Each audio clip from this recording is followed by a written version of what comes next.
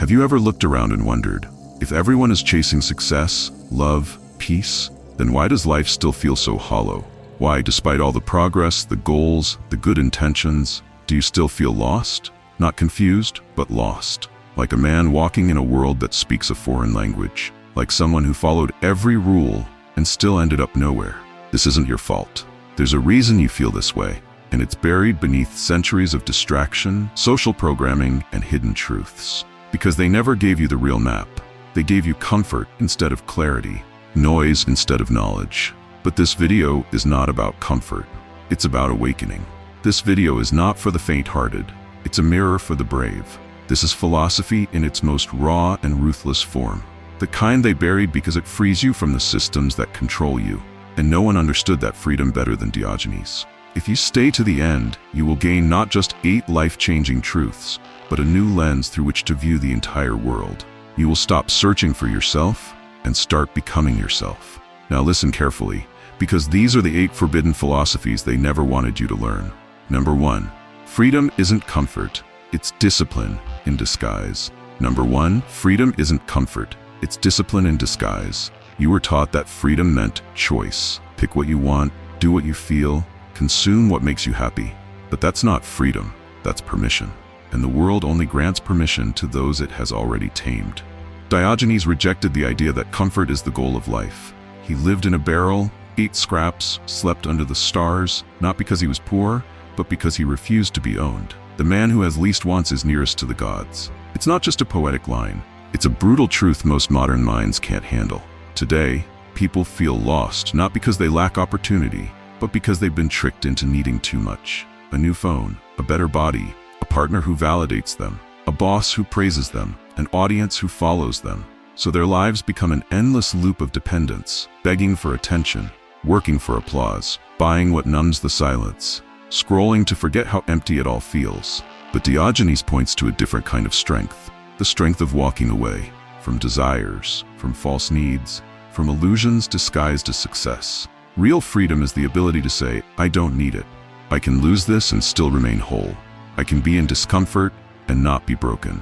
Because here's the quiet truth. Whatever you cannot endure controls you.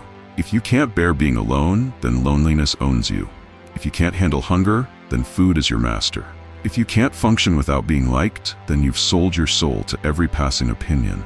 This is why so many feel lost. They've confused freedom with indulgence, and now they've become addicted to their comforts. Want to feel alive again? Start by subtracting. Take one thing you think you need and go without it. Feel the tension, the craving, the panic. Then breathe through it. Observe it. Let it pass. You'll begin to see something extraordinary, that you are stronger than your hunger, stronger than your phone, stronger than the voice in your head telling you you'll break. This is where real identity is forged, not in adding more, but in surviving with less. Strip yourself down to your essence. Can you still stand tall? Still think clearly? Still walk with dignity and power? That's not poverty. That's the birth of self-command. No man is more terrifying than the one who can live without. He can't be bribed. He can't be bought. He can't be broken. The man with discipline is not deprived. He is untouchable. That's why the world mocks Diogenes, because he lived what most men fear, a life free from the need to please. And when you no longer chase comfort, you become something rare, a creature who walks through fire, unafraid of the burn. So ask yourself, what comforts have made you soft? What needs have made you a prisoner? And what would happen if, just for one day, you denied them? You wouldn't shrink. You'd rise. You'd discover that freedom isn't pleasure. It's power over pleasure. Not a life of indulgence, but a life of indifference to indulgence. That's what they hid from you. Because a man who needs nothing can never be ruled. Number 2, the herd is always wrong. Look at the masses, chasing trends, scrolling endlessly, reacting, copying, pleasing. Yet underneath the surface, most are anxious, bitter, hollow, and angry. Why? Because they've mistaken belonging for becoming. Diogenes walked barefoot through crowds and mocked their rituals. He lived in a barrel, not because he had to, but because it made him untouchable. They laugh at me because I'm different, he said. I laugh at them because they are all the same. Do not envy the crowd. They are loud, not wise. They are visible but lost. If your choices look like everyone else's, question them. If your values mirror the masses, break them. Because feeling lost is often the first sign that you're about to find your own path. Let the world call you strange. You were not born to follow. You were born to lead yourself. Number 3. You don't need more time. You need less distraction. You don't need a new app, a better schedule, or an extra hour in the day. You need to stop letting the world fracture your attention. Distraction is not just a bad habit, it is a philosophical disease. It steals your focus, your identity, your peace. Diogenes walked the streets with a lamp in broad daylight. When asked what he was doing, he said, "I am looking for an honest man." But today, what would he say? "I am looking for a man who can sit in stillness without reaching for his phone." The modern world is engineered to keep you distracted, because a distracted man is too numb to rebel, too drained to think, too foggy to find purpose. Reclaim your mind, silence the noise, delete the poison, cut off anything that makes you forget who you are. Because you are not lost, you are just buried under interruptions. Number 4. Strength isn't loud. It's contained. You were taught to perform, to speak when unsure, to appear confident even when you're crumbling inside. But Diogenes taught the opposite. Wise men speak because they have something to say. Fools speak because they have to say something. Power isn't always explosive. Sometimes it's quiet, still, watchful. The strongest man in the room isn't always the one talking. It's the one who doesn't need to talk to feel significant. You don't need to prove your worth. You need to embody it. Learn to withhold your opinion, to be still in conflict, to be firm in silence. Let your presence speak more than your voice ever could. Number 5. You were taught to serve others before yourself. That was a trap. Kindness without boundaries becomes self-betrayal. You were conditioned to be agreeable, to prioritize others, to serve, to sacrifice, to submit. But what if the constant giving is the very thing that's breaking you? Diogenes rejected all forced obligations. He refused to bow, flatter, or fake politeness for social gain.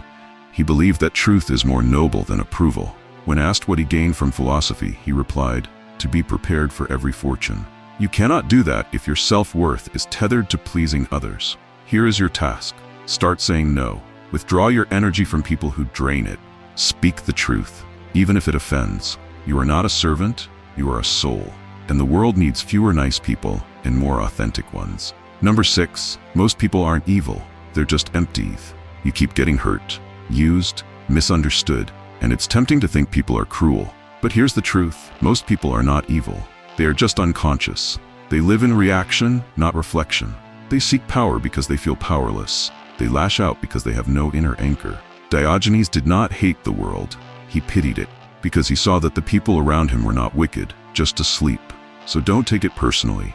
When someone betrays you, lies to you, mocks your truth, it's not about you.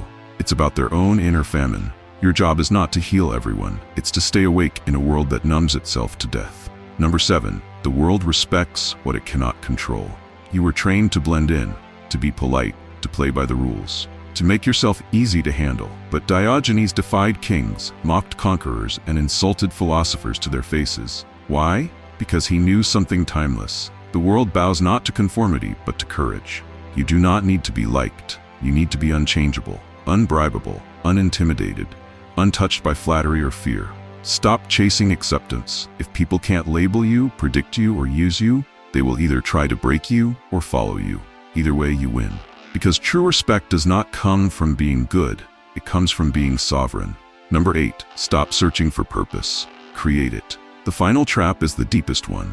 The idea that your purpose is something to find, like a lost key or a hidden treasure.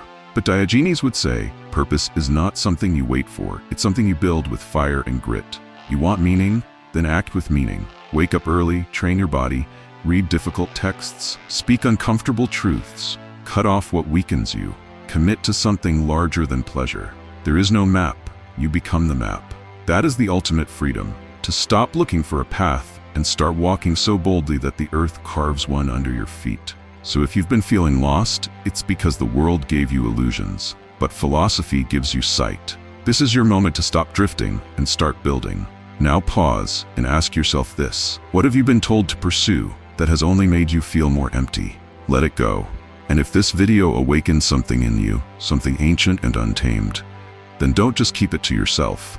Like the video, subscribe, and join the movement of the few who still choose philosophy over fantasy. There's another video waiting for you, one that goes even deeper into the philosophies that can change your life forever. Seek it. And finally, write this in the comments: I do not follow the world, I follow truth, even if it costs me everything.